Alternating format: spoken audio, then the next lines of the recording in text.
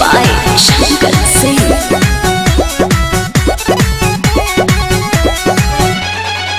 कादोनी गाजुर माजुर फोनवे में बोलता डरता करे जाई मान हमर डोलता।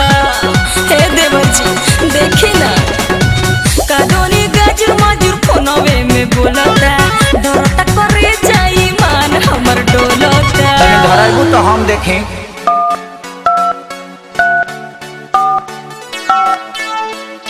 बिना ताम ते घर से बाहरी नत निकली भैंस दुही तो सैनिटाइजर लगाते दुही बिना दाबी लगाते घर से बाहरी मत निकली थोथुन मत न तो उठा ले दाई जो भी धराई तभी लागे दादा वो सब पीटोल में धइले बा।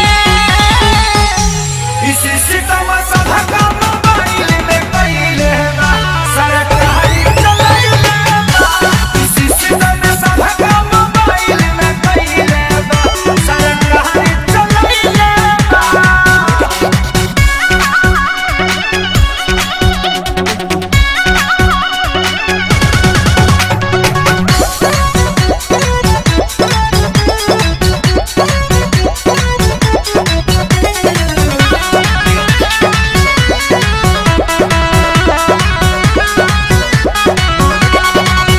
कोइले बातों गई तो नदिया के बेटा हमके मरद से मिलन देता।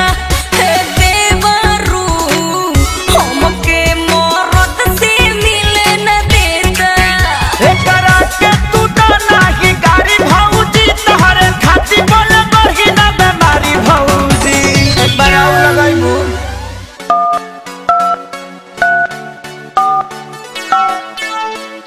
कोविड-19 से बचे के लिए आहा सब घरे में रहो सरकार का निर्देश का पालन करो दिन में भर दिन साबुन सरफ से हाथ धो गरम गरम पानी पियो और हाथ में सैनिटाइजर लगाओ। सटे न देता के हो के लगे सबके जहु आइले बा।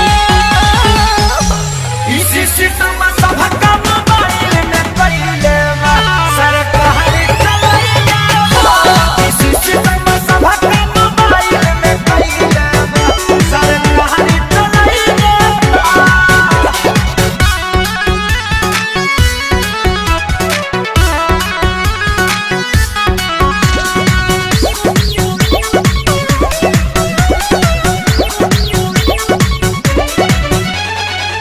सैया पवन से मिलती मन करे मोरा इहे बनल बाटे रोड़ा। ए देवर जी इहे बनल बाटे रोड़ा।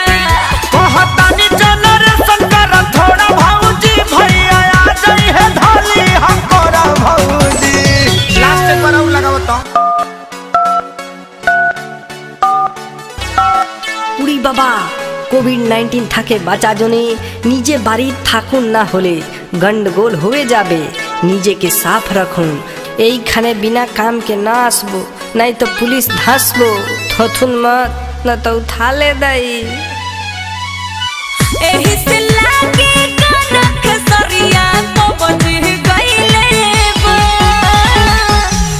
इसी सितम सभा का